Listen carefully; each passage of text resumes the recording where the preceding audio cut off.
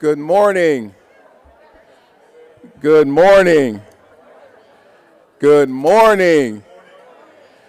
I am David Everett, the Vice President of Inclusive Excellence here at Hamline University.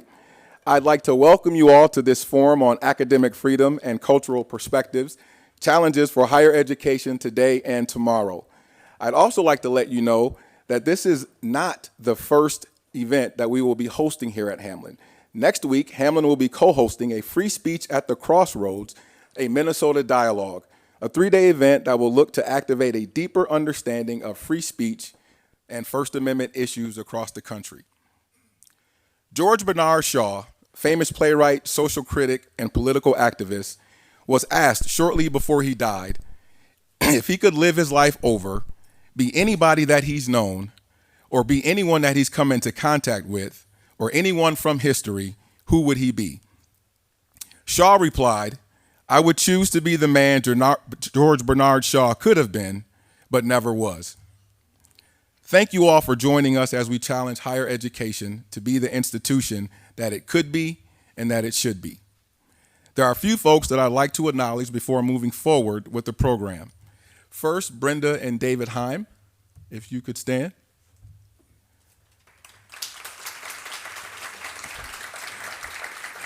Brenda is a member of our Board of Trustees and David is her life partner. Both of them are Hamline alums, and their support of this university, and in particular the Office of Inclusive Excellence, has been truly valued and appreciated. Are there any other Board of Trustee members who are present? Could you please stand?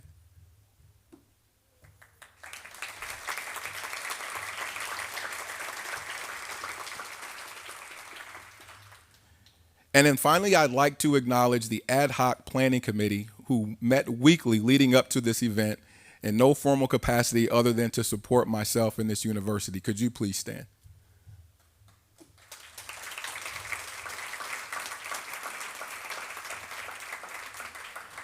Now I would like to invite Abby Grace Smart, Hamline University Student Council co-president, to read the university's land acknowledgement, and she will be followed by opening remarks and the introduction of our speaker by President Faynice Miller.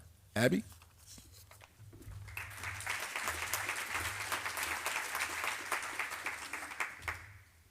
Hello, my name's Abby Grace Smart, as you've heard, and I'm reading our land acknowledgement. Hamline University acknowledges that the land on which we gather, and refer to as Minnesota, is the traditional unceded territory of the Dakota and Ojibwe. Minnesota comes from the Dakota name for this region, Minnesota Makoche, the land where the water reflects the skies. We pay respect to the citizens of not only those tribes, but others as well, both past and present, and their continuing relationship to their ancestral lands. Making this recognition expresses gratitude and appreciation to those whose territory we reside on, and honors the indigenous people who have been existing with and on the land in time immemorial. This long-standing history is significant, as land acknowledgements do not exist in the past tense or historical context. Colonialism, appropriation, and genocide have relevant, real-time realities. We need to build mindfulness regarding the source of our present land privilege, understanding the long-standing history from which it comes, and seek to reconcile our place within both.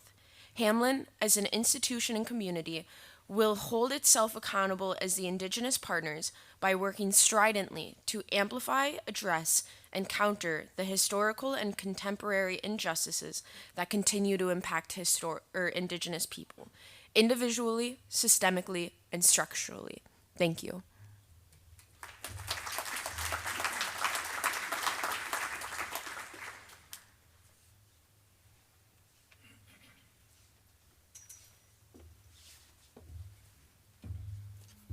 Good morning.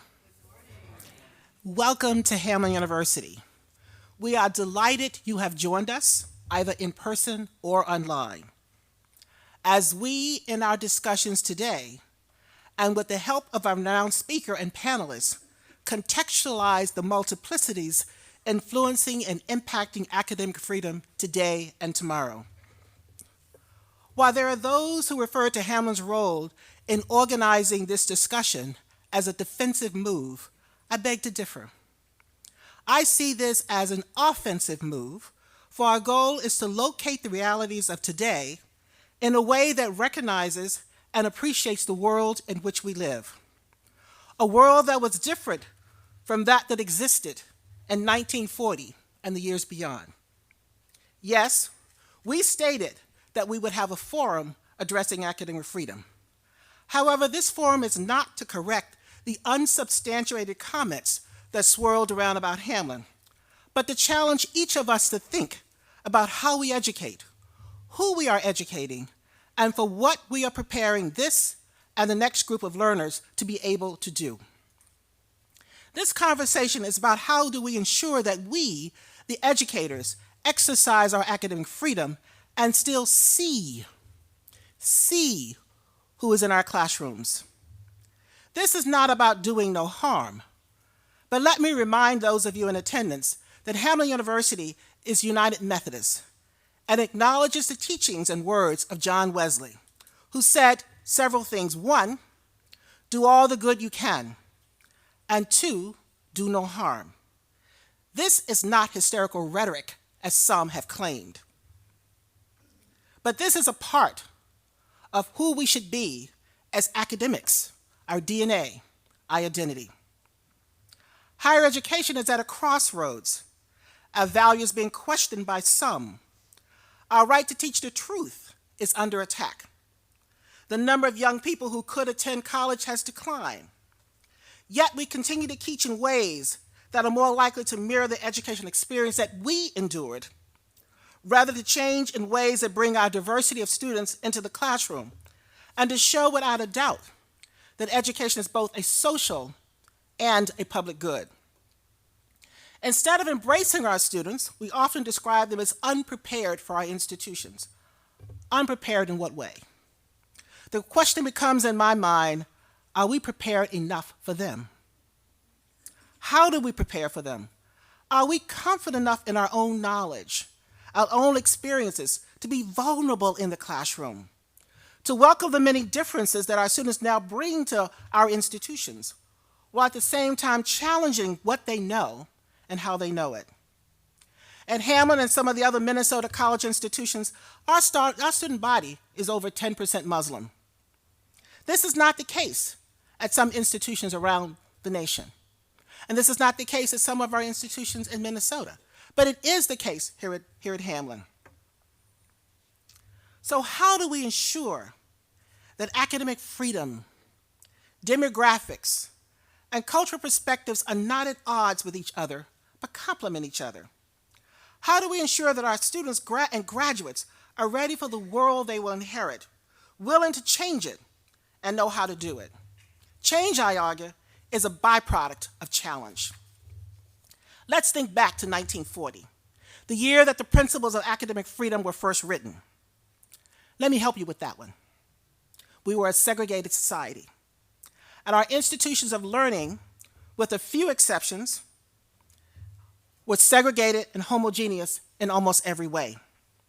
Most of our institutions admitted those from one particular racial group. Few women were admitted. Religious expression was limited to Christians and Jews. And sexual expression was viewed as adhering to additional norms of what it meant to be a man and a woman. We are far removed from those realities today. Our students' experiences with the world now do not reflect those of 1940 or the 1970s and 1980s when I came of age.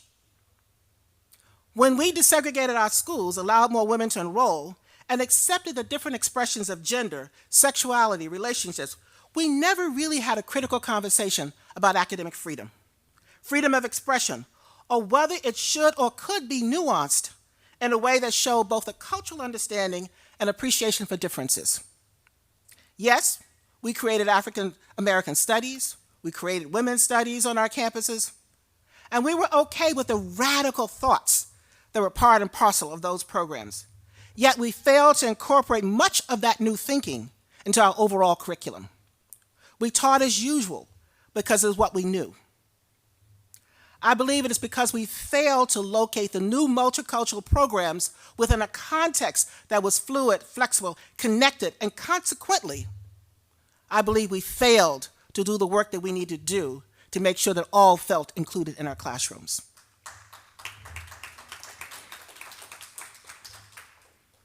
I have no doubt that some of you in the audience will disagree with me.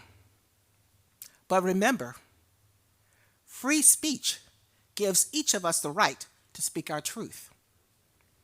My truth comes from my experience as the only Black person, or one of 3 in my honors classes in high school, and the only one in my graduate program. I endured other people's truth about my ability, my history, my accomplishments, my very existence. So while I argue vehemently that academic freedom is something we in higher education all hold in trust, that we must cherish and protect academic freedom, I also argue that it must be nuanced in ways that allow faculty to teach difficult material, that encourages student growth, awareness, and ability to generate new knowledge. Is this not what is asked of us? If we are to educate our students as we expect and need them to be educated, we will not treat them as cattle to be prodded and moved in the direction we want, or to learn only what we teach. We would respect and appreciate the differences they bring to our classrooms and help them become productive and good citizens. This, I argue, is what leads to a good citizen. I ask of each of you today, how do you plan to approach today's conversation? How will you show up in terms of academic freedom in your classroom? Will you embrace academic freedom as your God-given right? Or will you allow academic freedom to exist within a contextual framework and be nuanced in ways that upend what you know, how you know it, and therefore how you teach what you know? So, remember, this event today is not a referendum on what did or did not happen at Hamline. It is not a referendum on what did or did not happen at Hamline. This event, I hope, will challenge your way of doing and thinking about your place in the classroom, in higher education, as part of a broader community where academic freedom is truly threatened. Let's think about where academic freedom is truly being threatened today. In places like Florida, in places like Texas. I could go on and on around the nation where academic freedom is truly being threatened. It is not being threatened that way in Minnesota. It is not being threatened that way at Hamline University. So let's not devolve in triviality or blaming, or even think we know best about academic freedom on another's campus. Let's remain focused on the bigger issue.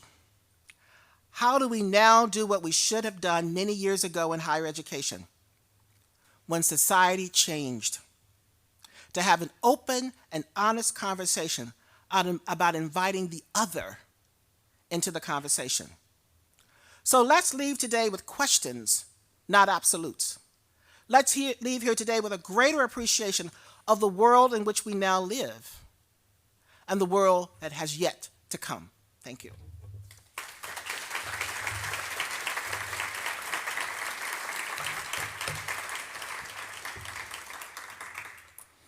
See, I try not to be like my good friend and preach, because I don't have his academic prowess in that regard.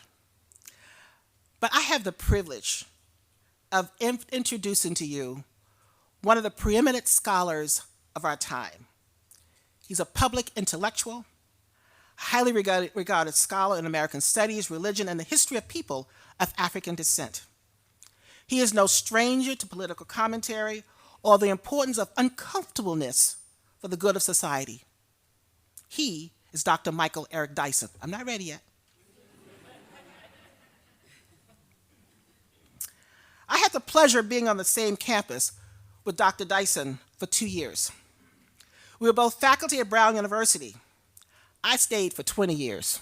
I don't know what that says about me.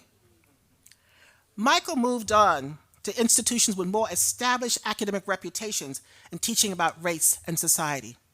He moved on to institutions where he changed the culture, he changed the way of thinking, he changed the way of doing.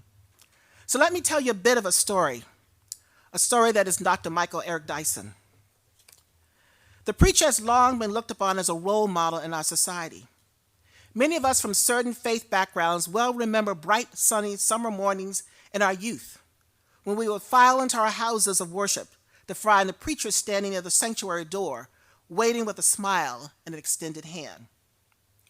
What we would hear then would be an exposition from the pulpit, urging us to do better for ourselves, our families, our communities, and most importantly, our souls. Times like those would make us question ourselves, our actions, and our beliefs. That is because a good preacher is also a visionary. A good scholar is a visionary. A good preacher and a scholar know how to bring people into the conversation. To guide others along the correct path in a troubled world, the preacher will use their own moral compass to help light the way. In that regard, our keynote speaker today can and will speak with unusual authority. For over 40 years, he's spoken as a minister, ordained at the Tabernacle Missionary Baptist Church in Detroit under the legendary Dr. Frederick Sampson. But he's done more than that. He has used his light to shine in places where light has been missing in our world, and along the way, made us question ourselves, our actions, and our beliefs for the benefit of all our souls. He has written more than 25 books, including 7 New York Times bestsellers. He won the 2020 Langston Hughes Medal, joining James Baldwin, Toni Morrison, Maya Angelou, and August Wilson as winners. He has won an American Book Award, a Southern Book Award, and 2 NAACP Image Awards. In my next life, I will be him. Can I do that, Michael? He has served as a regular contributor on some of America's most important newscasts and news networks. And most importantly, he has challenged us to think about our culture in a way few others have in recent memory. A review of one of his books said, and I quote, "He plays in the space between preacher and poet. While that may sound lofty, in reality it shows an ability to translate the unknowable into language that can be understood. He's also been described as, and I quote, as a street fighter in a suit and tie. It's safe to say that whatever he may be, he is ready to engage, change minds, and make us question our assumptions. He is a current Distinguished University Professor of African American and Diaspora Studies in the College of Arts and Sciences and Distinguished University Professor of Ethics and Society in the Divinity School. He's also the NEH Centennial Chair at Vanderbilt University. There is so much more that I could say about him. But one thing I learned last night about him, that he's not shared in anything, is that he believes in family. He believes in community. He believes, as John Wesley says to us over and over again, to do all the good you can. And I could go on because, in all the ways you can, for all the people you can. He does that, and he does it with humility, with grace, which is something that I think we've forgotten that we need to have in this world, humility and grace. I'm honored and delighted to personally welcome him to Hamline University. Dr. Dyson is someone I admire, respect, and appreciate. I've read his works. When he was at Brown University, I read all those books. He made sure we all read those books. I listened to him. I have just one piece of advice to you before you hear him speak. Hold onto your seats, because the ground is about to move underneath your feet. Dr. Dyson.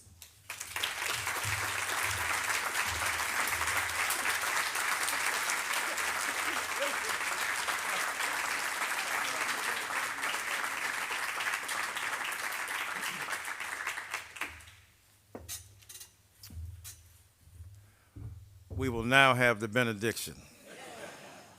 Wow.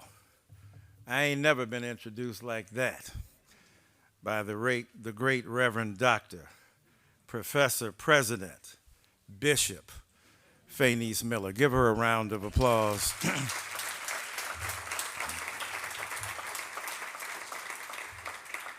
An extraordinary intellectual, a brilliant scholar, a tremendous teacher, The students at Brown loved her and flocked to her, and you can see why.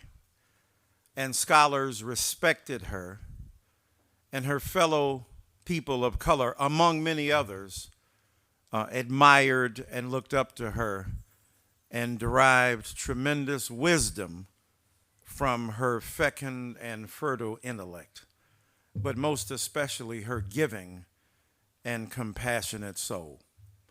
So when she issued this opportunity to come chat with you about these critical ideas, of course, we were champing at the bit.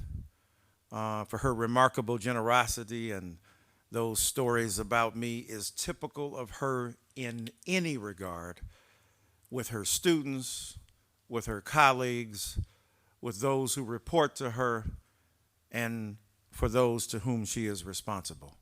So I'm deeply indebted to her for this opportunity, and to Vice President Everett, bearing the name of my late brother and my father, Everett, has a special place in my heart as well.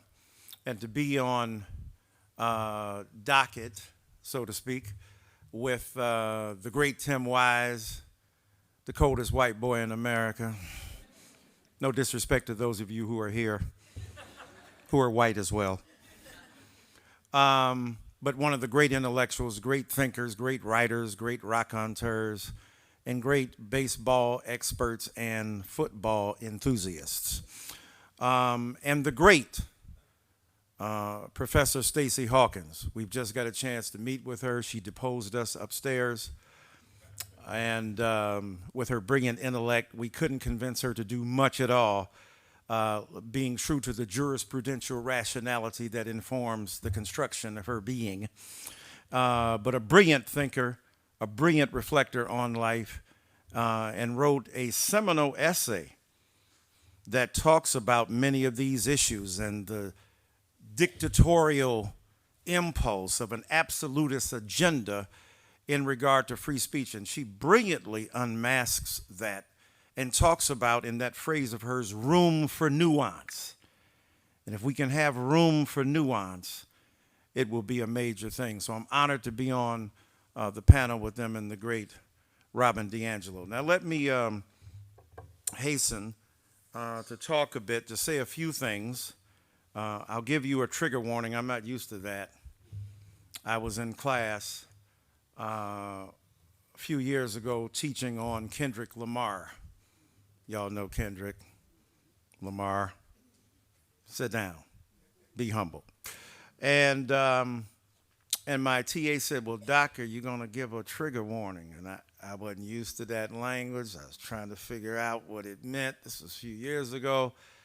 I said, all right, this is a video. It's about police brutality. The police got a gun. It got a trigger. There's your warning. Let's go. And you can tell I needed to be informed about the protocol of engaging students. Now, it would be easy to dismiss concerns about, and this is what we're here to talk about, academic freedom and the freedom of speech, to merely say that those who want to have room for nuance are themselves trying to undermine the capacity of people to say what they got to say, do what they got to do. I don't want anybody telling me what to say. In a classroom, I don't want anybody dictating what I do. Now, there are a lot of disagreements with what I teach, and people are free to say so. You know, I remember when I first started using hip-hop back in the day. Some of y'all don't even remember. You grew up in a world where hip-hop always existed, where Old Dirty Bastard was always a presence in your life. Okay, this is not an Old Dirty Bastard crowd, I see. Me and Mariah go back like babies that pacify. Yeah, that's classic, man. What's wrong with you people? Right? Maybe you're more Tupac. I don't know. Right? Much respect to those who break the deck to keep. Well, anyway.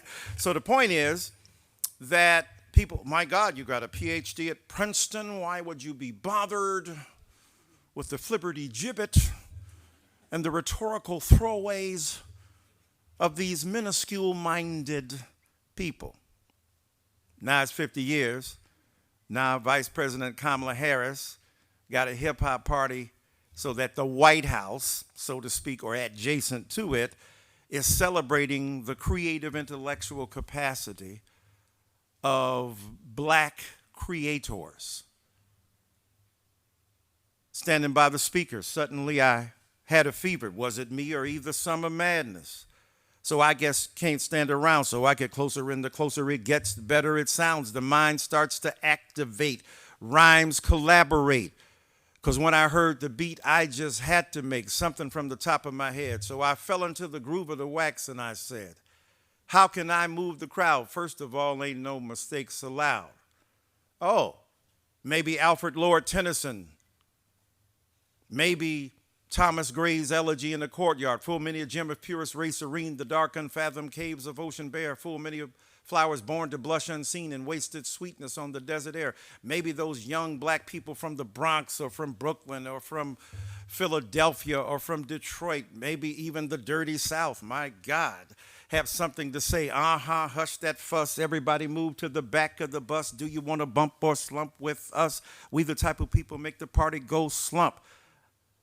Oh my God, what is that nonsensical articulation in a postmodern moment where the industrial collapse has resulted in the bleak horizons of possibility educationally that is manifest now in this inarticulate fora? Really?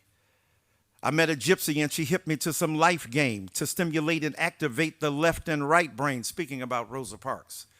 So now when we speak about freedom to speak, what speech are you counting as significant? What speech are you counting as ennobling of the American tongue, to be sure, the English tongue more broadly, and the global preoccupation with linguistic exchange? I begin there to say, when you talk about academic freedom, who could even be considered part of the academy has to be talked about first.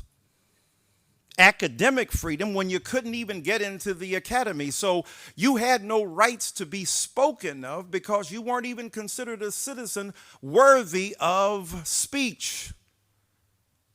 In the history of America, where since 1619, we can't even speak about 1619, to talk about the fact that there were people in this country, highly articulate, who were coerced into illiteracy within the context and the domain of English expression, not lacking linguistic capacity to engage in rational exchange of information, just not on this scene, because you extracted them from their resting place in Africa and forced them to come here, and then judged them by standards that you had arbitrarily imposed upon them. They used to say, if you want to hide something from a black person, put it in a book. That's not the second part, which is revealed because you forced them not to be able to read that book. So even before we get to academic freedom, who could even participate in the academy? That's why discussions about DEI, and now you can add the A, and all of these alphabets are just upsetting America. BLM, BHM, CRT, DEI, right? Now AP. They don't know the difference between CRT and OPP. Okay, I see y'all 90s. I see y'all 90s hip-hop fan. You little nasty people. You down with OPP? All right. Speak up now. This is call and response. And so when we talk about academic freedom, let's speak about freedom and let's talk about the academy. Freedom from encumbrance. Freedom from restriction. Freedom from constraint. Freedom from enslavement. Freedom to think. Freedom to speak. Freedom to ride a bus. Freedom to not only public transportation, but public accommodation. We fought wars in this nation. So So before we talk about academic freedom in an abstract sense, where the absolute good of free expression, which I certainly embrace the ability to speak freely, because you can tell already people be trying to shut me down. I get letters every day calling me nigger, right? Because I'm teaching they kids, not their kids, they kids, right? And I have to correct their English. I think you meant nigger. Niger is a river. And that would be Dr. Nigger to you. So there is no circumspection. There is no circumscription. There is no inability to articulate what people believe. The expression of speech without encumbrance is not what freedom is. Robert Frost said freedom is moving easy in a harness. So our conception of freedom has to be nuanced, as Professor Hoskins speaks about room for nuance. And what she meant, of course, and what we should also mean is that an absolute insistence upon free speech ain't never existed. It's an illusion to start with, right? Just remember when you were kids at the crib. You ain't have free speech. Your mama was like, not in my crib. For those who are not used to the abonicized articulation, that would be your domicile. Not in my house, right? Not here. Ain't nobody had free speech to start with. Now, the principle is critical, however, because it allows an engagement with ideas that have been fundamental and rudimentary to American society. The notion that we are free to speak. When the framers of the Constitution were speaking about freedom, they had unfree people in their presence.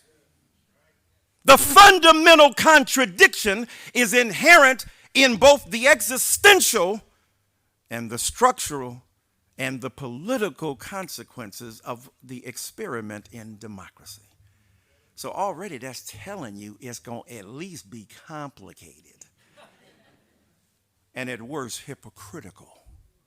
While Thomas Jefferson is etching the words, the immortal words of the Declaration of Independence, of course, slipping in the savagery of the native and indigenous peoples and the unreliability of black citizenship, words matter. Reason he's calling us unreliable because we were listening to the British had a plan. Look, if you fight with us, we're going to free you. Of course we're going to listen to the British, Holmes, right? Of course they lied too, and they didn't provide any freedom as well. But my point is that while he's writing those words, he's got children who are enslaved. Now, I know there was a big brouhaha, and oh my God, Jiminy Cricket, not a president sleeping with a black girl. Yo, where you been at? Right? Behind that preposition. Where you been at? Don't you know that was par for the course? White men routinely raping black women. There was no Me Too movement on the slave plantation. There was no Title IX appeal to be made. There was no free speech to be had. It was considered insurrectionary if Nat Turner spoke up, Denmark Vesey spoke up, Gabriel Prosser spoke up. In order for Harriet Tubman to have freer speech, she had to commit a crime in order to be free. And so, my friends, when we speak about freedom, we got to put it in context of America. Let me finish the Thomas Jefferson thoughts, lest you believe I won't be complete in my thinking. While he's writing the words of the Declaration of Independence, he grabbed some Luther Vandross tapes. He was big back then. Luther was big, man. Don't you remember? Y'all don't remember that. I told you I loved you, Sally. 14-year-old girl.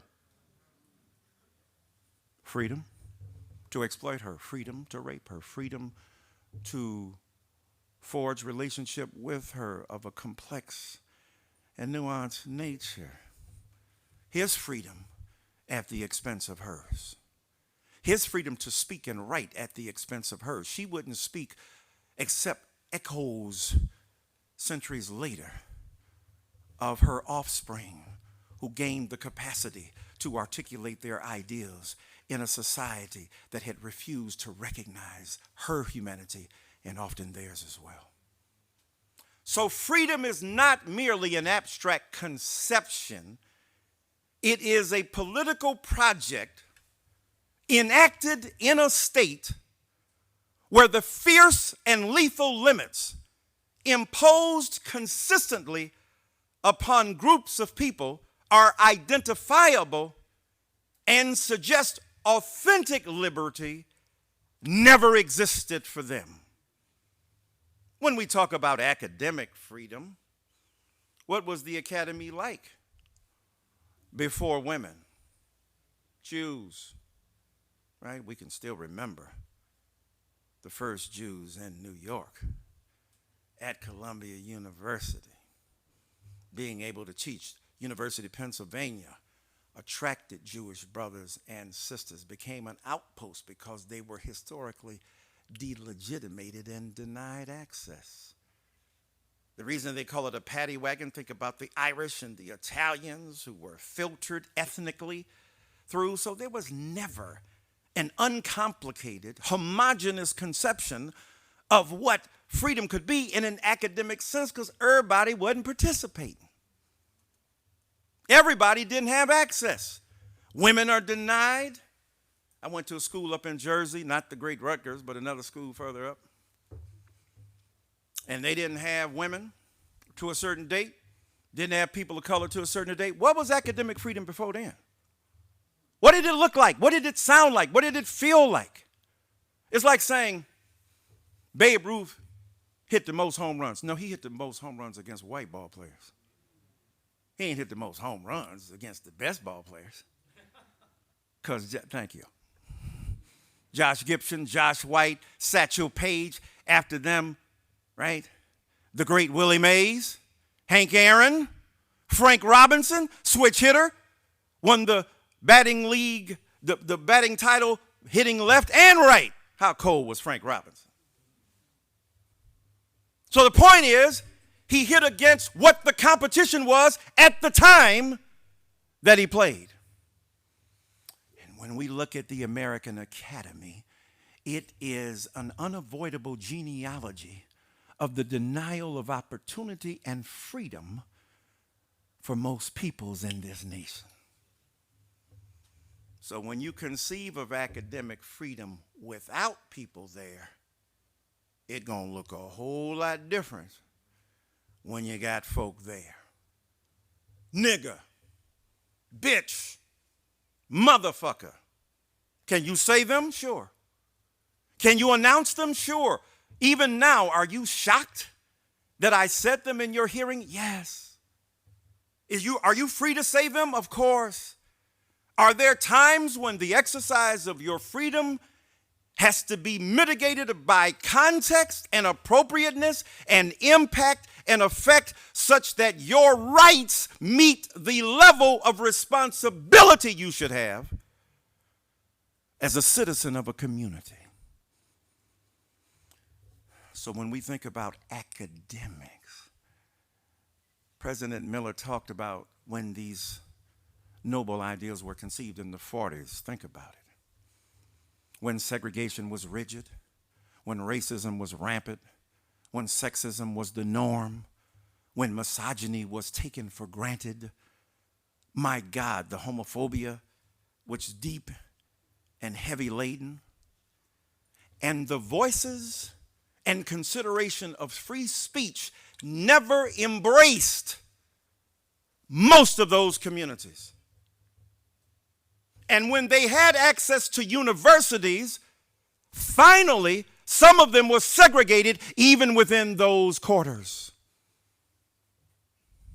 So, my friends, we can never speak of absolute terms in regard to the manifestation of great virtues like freedom of speech. I cherish the freedom to talk. Without that, I couldn't make a living. Without that, I couldn't write books. Without that, I couldn't listen to music and go to concerts. And yet, thank God that within the academic setting, I also have a responsibility as a teacher not to do harm to the people that I intend to inform. That's a consideration as well. Why? Because my black body was not permitted entree into the lily white circles that had abstract conversations about freedom of speech when I didn't even exist as a human being. Now, I could give you some big old philosophical words, the ontological obfuscation of my blackness. I could give you some Michel Foucault. I could throw some German philosophers in. Okay, he's French.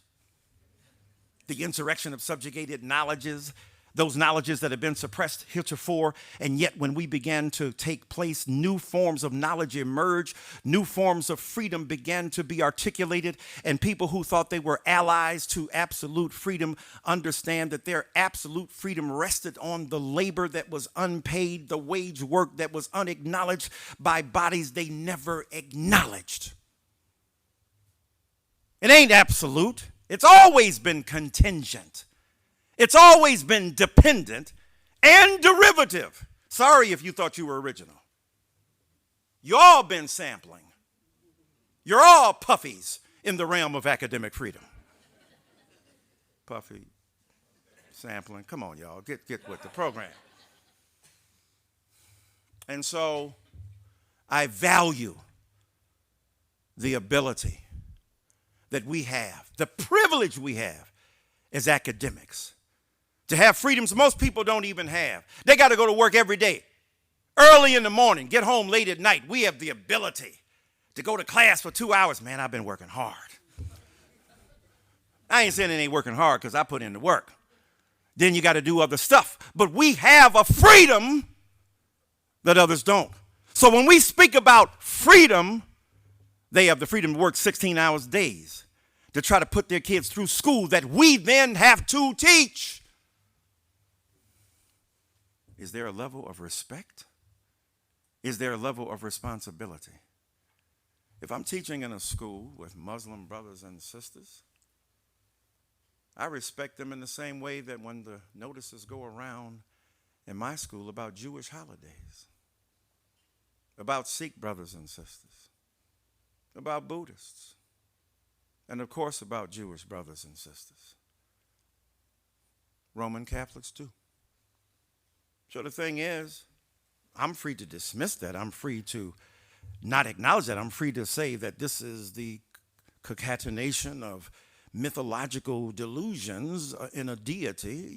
You can think that. You can even say that. But they holiday. Rosh Hashanah ain't less Rosh Hashanah, because you don't understand. So there's always a negotiated pact constructed within the context of the academy, where there are competing, sometimes conflicting virtues that have to be negotiated both within the moment and philosophically in principle. So if I got Muslim students and I know what upsets them, I got the freedom to show what I want to show. I can do it. But why would you? What's your point? What's your intention? Yeah, you're a white person. You can say, nigga, look, I was at the Drake concert in Milwaukee. I'm an old black man, 64 years old. You look good, Mike. Thank you. Thank you very kindly. Thank you very kindly. As Elvis would say, thank you very kindly. But here's the point. I'm sitting there. Drake is talking about nigga this, and white folk just singing nigga. I was like, oh my Jesus, God. Right? That was bothering the hell out of me. I'm old school. Now, I know most of them white people ain't going to go home and say that because you want to be safe. Your academic freedom versus your ass. Right? So I wouldn't want to encourage white people to say a word that I know out in the streets would get you harmed. And yet there is the freedom to engage in saying that. What's the context? What's the moment? And why, as a white person, do you have a desire to articulate that word? You have the freedom to do so, but it may match up against The exercise of freedom of somebody else to find you offensive and then to exert lethal intensity upon your vulnerable and fragile body. So freedom is always, as Robert Frost said, moving easy in a harness. The notion of absolute is the pursuit of an idea generated by a white supremacist neo-colonialist culture that refuses to acknowledge the presence of competing ideas that humanize the group. And so for me, as a professor, as an academic, as a preacher, though I know that's hard for most of you to believe at this point, saying those nasty words. Oh, there ain't nobody cuss like no preacher. No, don't get that twisted. No. But here's the thing, that my freedom, as my pastor used to say, you could go on a ship and you got the freedom to knock the captain off. You've been liberated into bondage. So what values do we pronounce as an academic community that may be even more important, though that's a serious virtue, than academic freedom? It is the possibility of being humane and compassionate and just, because justice sometimes demands holding your tongue. Not because you are afraid to speak, not because you don't have the right to say so, but because your investment is in the best interest of the community and especially the classroom in which you operate. And so, my brothers and sisters, academic freedom is incredibly important, because we don't want folk on the left or right trying to shout folk down. You can't say this. I don't believe in your ideology, therefore shut up. In those cases, I say more speech, not less. If I see a MAGA person, and you can tell I'm kind of not a MAGA guy. I don't know if you could know that or not, but I hate to break it to you if you thought I was. Right? I talk to MAGA people. In fact, I was at 30 Rock a few years, about 2016. Elevators opened up, 30 Rockefeller in New York, NBC. This person had been on one show, I'd been on another. You've been tough on me, but I love you. And if I had your brains and your pipes, I'd be president now. You know who that was, the orange apparition.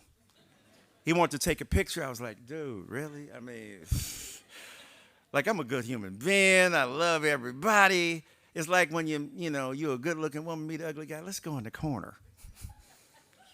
So we did take the picture. It wasn't at the prom, but it was on the side.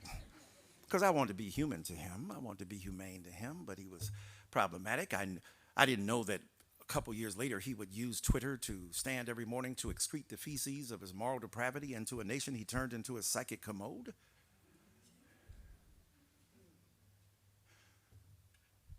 But then that reminded me, within academic freedom, some speech has performance at its heart. The very utterance of the words have forensic impact upon vulnerable identities that are made more fragile by the expression that leaves my lips. I can do it, but why? What is the moral intent and the ethical consequence of the speech that leaves my lips? I do not want to circumscribe, prevent, or in any way nullify the ability of right-wingers to come to campus and say what they got to say. And when people protest it, I stand against them. Let them talk. But speech intended to harm, and it's not an easy negotiation. It's not an easy thing. You don't always know in advance. This is fluid. It's an improvisational thing. It's not orchestral music. It's not Beethoven. It's more Duke Ellington. Y'all get that? You know what I'm saying? I mean, Beethoven was the bomb, right? It was just great stuff. But Duke had, it don't mean a thing if it ain't got that swing. Because you got to be able to swing on a pendulum between moments of expression to determine in the hour of contest what will be the most healing and redemptive response we make. Now you might say, I'm not obligated to acknowledge such constraints in the expression of absolute freedom of speech. And yet that very absolute insistence on absolute speech is itself absolutely flawed. And so, as I close, having worked so often with communities where people want to shut their speech down, a lot of hip hop. I mean, it wasn't always at the White House. They weren't always where. Look, when you go listen to Wynton Marsalis and at the Lincoln Center, are you kidding? 100 years before, they didn't, what? The Lincoln Center? Tuxedos? They were in brothels. In 1918, Good Housekeeping magazine had an article called Who Put the Sin in Syncopation? They weren't talking about Snoop Dogg. They're speaking about jazz. And now it's highfalutin culture. Tahar never thought hip hop would take it this far. I deal with young people whose lives are broken. Somebody wake me, I'm dreaming, Tupac said. I started as a seed, the semen, swimming upstream, planted in the womb while screaming. On the top was my pops, my mama hollering, stop from a single drop. This is what they got? Not to disrespect my people, but my papa was a loser. Only plan he had to mama was an abuser. And even as a seed, I could see his plan for me, another family stranded on welfare. I used to fuss when the landlord dissed us, Biggie said. No heat, wondered why Christmas missed us. Birthdays was the worst days. Now we sip champagne when we thirsty. Damn right I like the life I live because I went from negative to positive and it's all good. And if you don't know, now you know. But he also said back in the days our parents used to take care of us. Look at them now. They're even been scared of us, calling the city for help because they can't maintain. Damn, things done changed. If I wasn't in the rap game, I'd probably have a key knee deep in the crack game. How's that for free speech? Because the streets is a shortstop. Either you're slinging crack rock or you got a wicked jump shot. Damn, it's hard being young from the slums, eating 5-cent gums, not knowing where your meal's coming from. What happened to the summertime cookout? Every time I turn around, it's being took out.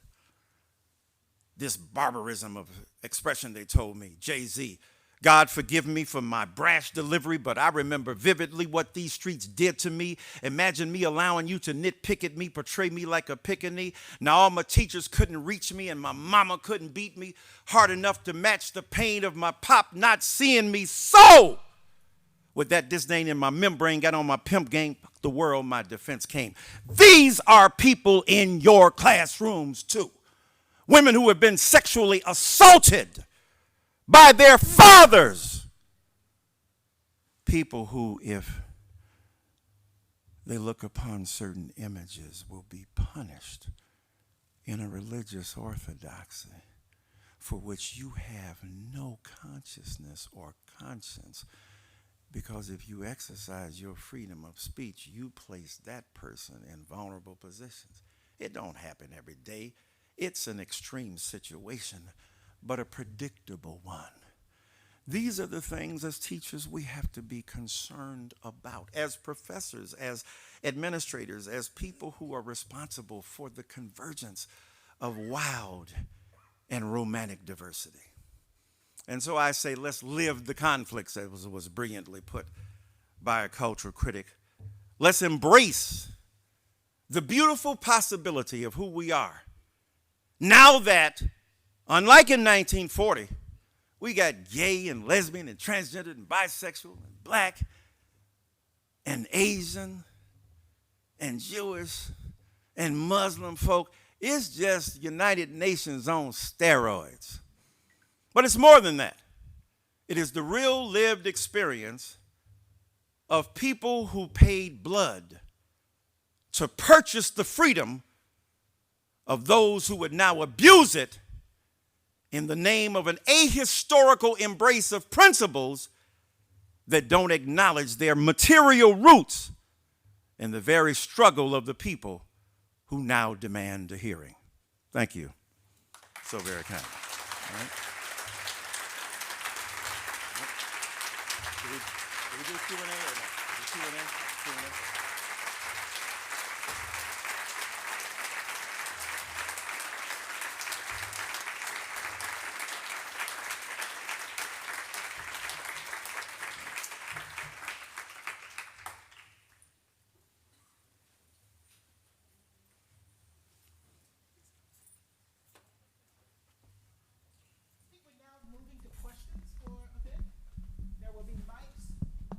I think, Carlos, so you, I have one. okay. David has one. And David, you need this mic? We're at the bottom. At the bottom. We're gonna start in the back because we always start in the front. And why do we start in the front? Just because y'all got here early? Questions? I have a mic, and Dr. Everett on the other side of the room has a mic. Oh, come on. Y'all can't sit through all that and not have a question. Thank you. Wave a hand. I think everybody's shy. Minnesota nice. Or philosophies, poems, lyrics, arguments about top 5 in hip hop. Let's argue about that too. We could do that. Yes, ma'am. Since I'm supposed to have the next segment, I have a question for you because as I listen to this from an academic perspective, I come from corporate America. Hold it for you. Okay, so nothing that you said strikes me as being odd because when we talk about it in corporate America, we recognize that diversity is key for us being successful. And that we had to tap into all the capabilities that there are. And as someone who came through, I remembered when it was called, you first started with kind of staying within the law, then you moved to multiculturalism, and then you evolved. So my question to you is, what is it in academia that says if you're thinking about your students as consumers, which is how we think of it in corporate America, why is this such a difficult task? Wow. So, there are arguments, of course. And thank you so much for that very powerful expression. And you're absolutely right in terms of, ironically, certain corporate strata whose bottom line depends more readily on a kind of diversification, at least in name, if not always in performance, would be more willing to embrace that than, say, a university wouldn't want to necessarily see itself as, I'm the producer of a particular product and you are its consumer, right? They would argue against that because we have a more liberal arts approach, right? Sciences too, right? But hard versus soft sciences and all that. But you figure, well, we're not just consumers. We don't want to integrate a capitalist model of business that then reduces our students to consumers of particular products. However, your point is, what they are, however, are members of the community over whom we exercise a discretionary amount of power and influence that has to be accounted for. And I think the power of what you're saying is that to take that student into consideration. Now, again, it's a tricky negotiation. It ain't easy, because how far do you go? You can tell from me, I'll be testing the limit, right? But if I understand, given a particular demographic of population or people of color, like when I have classes and I see black people taking classes because they ain't never had a black professor before, that makes a difference in terms of experience. They're going to talk more, right? I always encourage my white students to speak up too, because you're speaking up in other places, kind of speak up here. And so it's a negotiation. Well, how do I both, I tell my white students, look, you ain't going to get beat up in my classroom in terms of rules. Like if you say something, oh my God, you're a racist. No, we're not going to do that. But I can't protect you from your fellow students, who are going to come at you and argue with you and talk about the racialized consequences of your rhetoric, right? So on the one hand, I'm protecting the possibility of an engagement by signifying that their identities and their bodies are precious, even as we subject them to rigorous critique and engagement. So at that level, as a member, more than a consumer, as a citizen of an academic community, it does, to your point, make a great deal of sense to talk about values, traditions, mores, folkways, and how we can best serve them. And sometimes best serving them is to challenge them, right? Discomfort cannot be the signal measure of education. If you ain't uncomfortable, you ain't gonna stop being ignorant, right? So discomfort is not the ultimate value. It made me uncomfortable. Good, because I want you to be uncomfortable with that ignorance. I want to be uncomfortable. It makes me uncomfortable. I'm coming to classrooms. I'm seeing kids. They're getting younger. They're not laughing at my jokes as much. My references are getting outdated. I mean, what's up with that? I'm uncomfortable, so I got to retool. I got to learn younger people. I got to go from Snoop to Lil Baby, baby mama. I got to learn these new kids, right? It's uncomfortable. I got to stretch my brain. I got to read newer philosophy. I got to read new, because it is uncomfortable to be in community. But to ask us to accept that as the premise of our work together means that I'm trying to help, not harm, heal, not destroy. So off the top, I would answer it that way if that's helpful. Great point. Yes, ma'am. Here we go.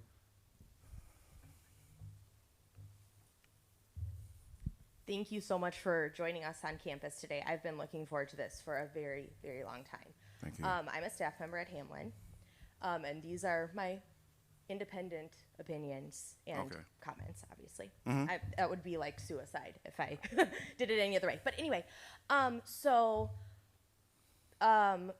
points. I have so many thoughts, but 2 points that kind of came to me through hearing you talk, and also linking to your comments coming from corporate. I've dabbled in corporate myself, and you said one of the big C words. You actually said it. You just lived it. Capitalism. And there's other C words. And I was able to study in Finland for free at a time when it was free. It's no longer free for everyone. It's part of their culture. And in that program from day one, it was called Education and Globalization, a international master's program in English. We learned about different ways of teaching and coming to understand different knowledges and ways to be in university. And I learned something about, like, I went to Gustavus for undergrad, and I learned that actually how I was learning at Gustavus was exactly how I would be learning in Finland, which is constructivism. Would you consider yourself a constructivist teacher? That's my first question. Wow, that's a loaded question. Depends on what kind of constructivist you're talking about. You know, structuralist, constructivist, post-structuralist. I would see myself more as an improvisational de-disciplinarian in a Habermasian vein. For real, that's what you, right? Because Habermas talked about the construction of knowledge through disciplinary lines. I'm old school. Got to read a little bit of law, legal theory. Got to read a little bit of Toni Morrison and literary theory. In other words, pursuing questions of importance with as much understanding as you can. So in that sense, I would be a dialogist, right? In terms of an Aristotelian ethic of, right, they're teaching law school, you're coming at it in a certain way and you're challenging people, and that has its value and virtue, right? But also within certain communities of dialogue, when I teach my seminars, I'm searching with my students. I'm rereading the book. I done read it 50 times. I'm going to read it 51. Because on the 51st time, I'm going to see something I ain't seen the first 50 times. So I believe in that sense. I take elements of constructivism in terms of how things, but I could also be a deconstructionist with Derrida, right? Remember Jacques Derrida, since we're throwing in the Europeans? And Jacques Derrida talked about deconstruction as a way of complicating the reading of sentential rationality. What's in the sentence? What's the logic of it? How does it flow? And what kinds of knowledges, according to Foucault, another French dude, are included and excluded at the same time? How does the very question limit the range of knowledge to which you appeal? So in that sense, I'm a kind of Nietzschean genealogist and a Foucaultian genealogist. Genealogy, not just in the Bible, and Soho begat Soho begat Soho begat Soho, although I like those. It's also about how do we talk about the emergence of an ideal and what are the ideal conditions under which an ideal emerges. So in that sense, I would suspect I would be very sympathetic to your approach there, as well as trying to ask some deeper and more profound questions. And let me end by saying this. I was at that school in Jersey, not as good as Rutgers, but it was pretty good. And I was doing summer school because I came from a little small Southern Baptist school out of Tennessee. And we had to, by the time we were to go for our master's degrees, 2 years later, we were to have mastered French and German. I knew French, right? I've been listening to Patti LaBelle for years. I mean, I was on it, baby. Voulez-vous? I was on it. I was on it. Cherchez la femme. I was on it. Peter Sellers movies, you know, I was on it. So I knew French. Je parle un peu de français. Ce n'est pas difficile d'apprendre. All right, I was doing that. But I didn't have German, right? Now, it wasn't due to the second year. In the second year. I'm in the summer before starting graduate school. I wanted to go to German, study German. And then the course secretary, she called me up. She said, Mr. Dyson, this appears to be a mistake because you've not yet even begun your master's degree leading to the PhD, and you've already completed French and German. I said, oh, that ain't no damn mistake now. I killed that, right? So I go to the German class, and I'm studying. I'm trying, where's the damn subject? It's just floating, right? Das ist verboten. Eine feste Buch ist not zu Gott. Right, I'm doing all this, trying to locate it. And one day in class, this is a true story, the German professor says, there is no available tense to translate this particular sentence, except in Black English. The best we can do is, it bees like that. I said, see, I knew Negroes had it right all along. So I believe in bringing a guerrilla grassroots ethnography of vernacular traditions to bear upon highfalutin formalized expression. That's a pedagogical priority that permits me to demystify some of the knowledges that are accumulated. But that's a brilliant question you asked. Thank you so much for that. I think we have one up here as well. I'm hurrying up. I'm sorry.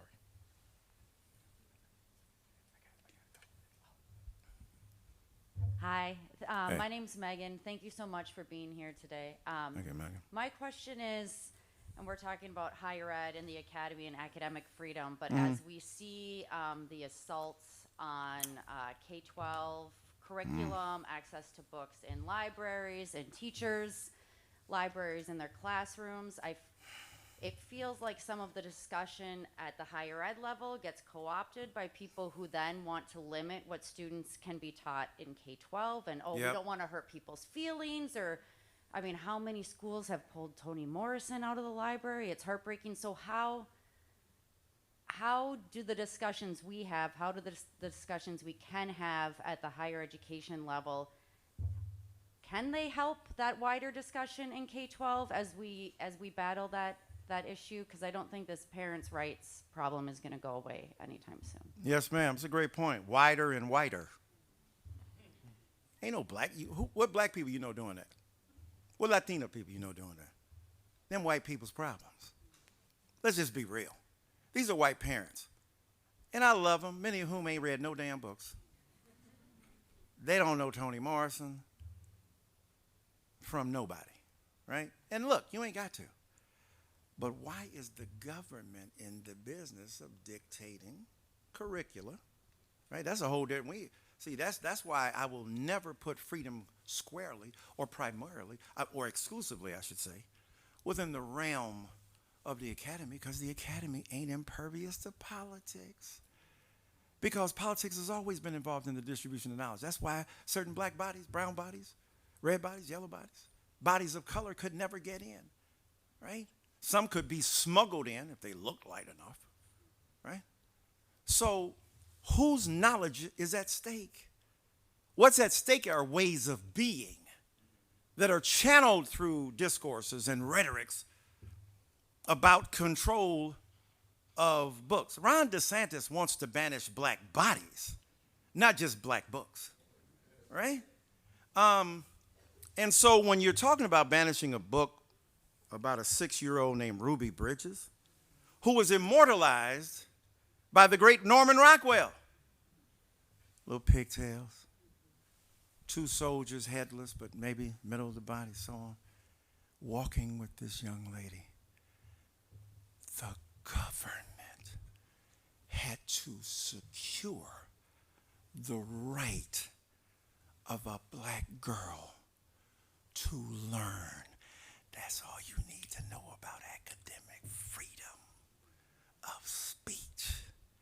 She couldn't even be allowed to attend, and when many of them did, Little Rock 9, University of Alabama, segregation yesterday, segregation today, segregation forever, right? With Vivian Malone, Brother Hunter, right? So the point is that this is a replication of what happened after slavery. In Reconstruction, they were doing the same thing. They were trying to restrict what books could be read. They outlawed literacy for black people. And so these parents' rights organizations are using the ostensible defense of parental determination of pedagogical practice and curricular reform to articulate a white supremacist ethic. I wish I could say it different. I wish it could be something different, because it's good for you to know Toni Morrison, not just black folk. White folk need to be reading The Bluest Eye so they can be hip to what's going on. Fannie Lou Hamer said the mistake white people made is they put us behind them, so we had to learn everything about white people to survive. You can't ask for no raise today. He ain't in no good mood. Nope, can't get no extra molasses today, right? So we had to learn whiteness as a matter of survival. Whiteness has never had to learn anything else for its survival. Maybe for its titillation, maybe for its appropriation. When you speak about freedom of speech, are you free to appropriate my style? Ask Pat Boone and Little Richard about freedom of speech. Little Richard, give me my Grammy, shut up, whoo! Right? I bet you when Kanye went up on stage to circumscribe the free speech, and it was wrong, of Taylor Swift, his point was, and I was there that night, he was drunk as hell. His point was, I'm tired of seeing black artists never acknowledged for the genius they possess, even if great white artists are awarded what they deserve. Now, did he deny her speech? Absolutely. Was her free speech returned to her by the very person for whom he acted, Beyonce, later when she gave her her award and allowed her to speak? Yes, because of the generosity and the humanity of black people, even in the face of denied opportunities for free speech. So my point simply is, to get back to your point, is that yes, there is a manipulation of this rhetoric for disingenuous purposes, for reproducing the pathology of white supremacist belief, and for parents who think they're doing a good thing by this CRT and this stuff they're teaching these kids to hate us. No, I'm going to tell you why your kids don't like you. I teach them. I'm going to tell you why. Because I teach at the well-known HBCU Vanderbilt. Homeboy cutting up, HBCU. But HBCU, wherever I go, that's what I is. So I'm there, and we're talking, and they come up to me, Dr. Dyson, how come we didn't learn this in AP English? how come we didn't learn this in AP history? How come this the first time we are hearing about this? That's why they mad. Not because you taught them the wrong thing, because you refused to teach them the truth about what happened. I know truth is loaded. We're in the academy. What is truth after all? Now we're all Herod with Jesus. What is truth? He found out real quick. So the point is, I'm not talking about the adjudicating of competing claims by rational disputes, rival epistemologies being generated. That's all sophisticated stuff. I ain't mad at none of that. Here's the problem.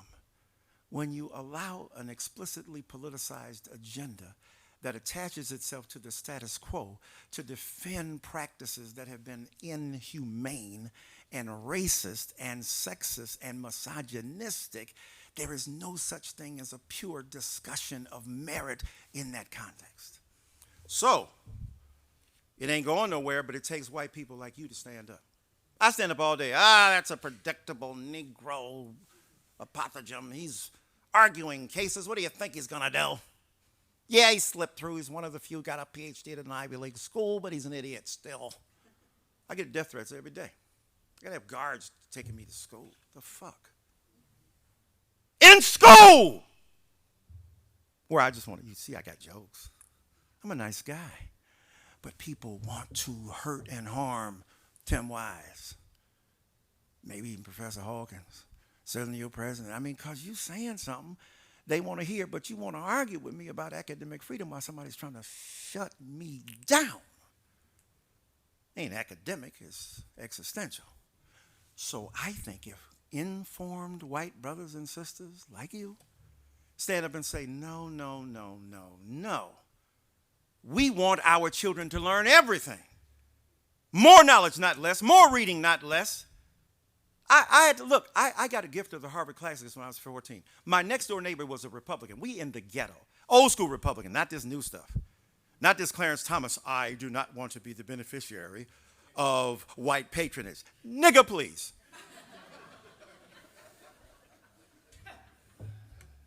Am I free to say that? Here's a black man whose self-hatred has been ritualized and amplified by jurisprudential stability in a lifelong appointment that has raised RAZED, the capacity of everyday citizens of color, especially black, to enjoy the benefits that he used to climb the ladder to the perch he now occupies.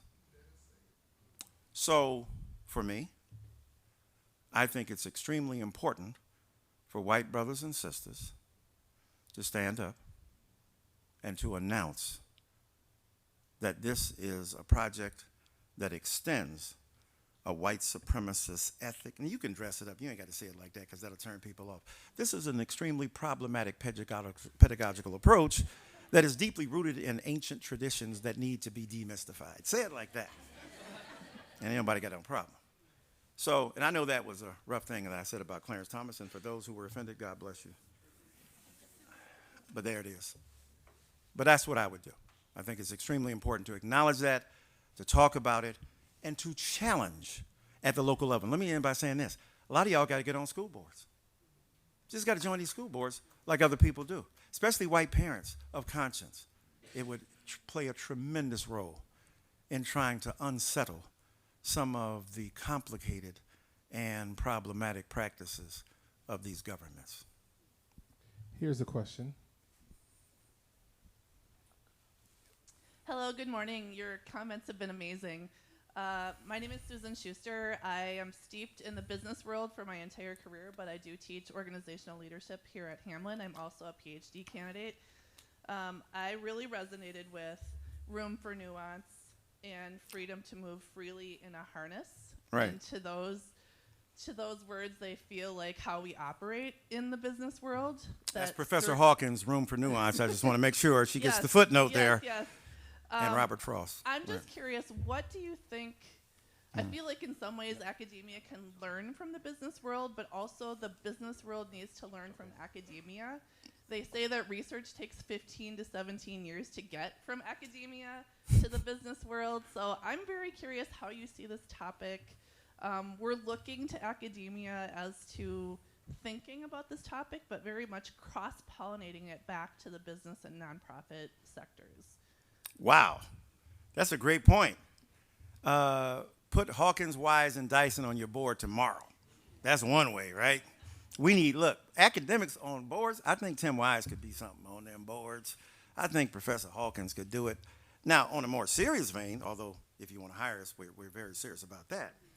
The 15 to 17-year lag in terms of knowledge, this is the advantage of consulting alternative, what they call epistemologies, ways of knowing the world, and ways of distributing it. This is the virtue, and I say this very carefully because I am a big critic of social media.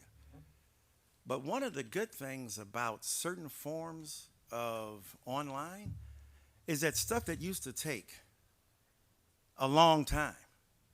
When you went to the card catalog, did any of you even, I mean, y'all don't even know what a card catalog is.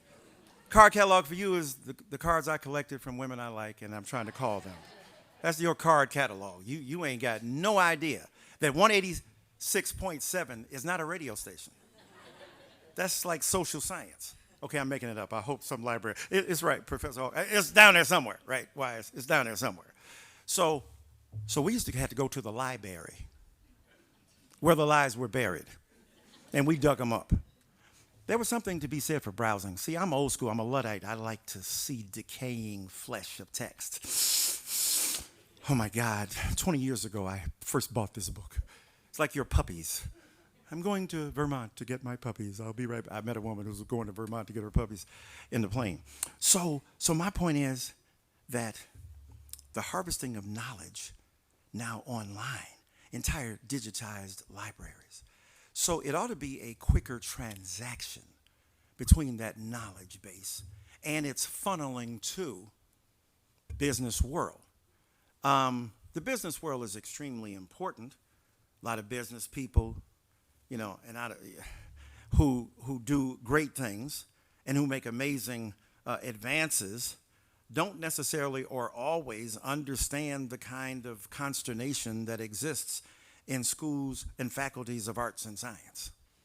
You know, what are you doing? It's not the same thing. Faculties of law, anthropologists, right? Like, what are y'all doing?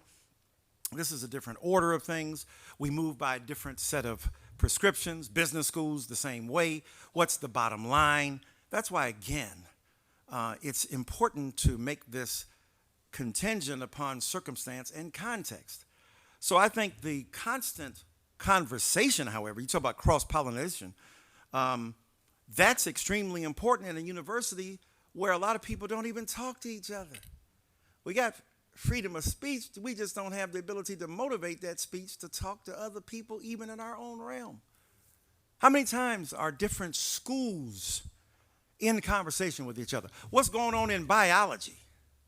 What's going on with AI? He just turned 55. That's what's going on with AI. Forget y'all, man. Okay, he may not be 55, but he was my favorite. I mean, AI, come on, dude. Right, I saw him for 3 years when I was in Philly. Knocked him down. They did a USA Today study of the 20 toughest athletes of any sport. Brett Favre was number 1. Allen Iverson was number 2. If he was 6 feet, I was 12 feet 12. All right? But what's going on with AI? What's happening with cybernetics? What's happening with, Chat GPT? I'm scared because all my students cheating, writing them damn papers. So I'm trying to come up with stuff. I'm trying to stay a step ahead.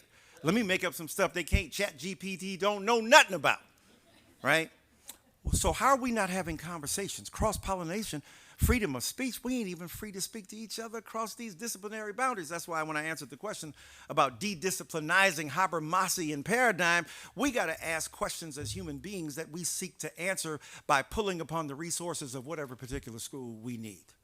So in that sense, if we had a greater convocation of knowledges that exist in this great university, led by this great woman, we could do a lot to inform the ethical value of business ventures and to bring business ventures to support the particular curricula that we pursue in these university hallways. I hope that began to answer some of what you asked. It was such a rich and deep question. Thank you. Hamline University, join me in thanking Dr. Michael Eric Dyson.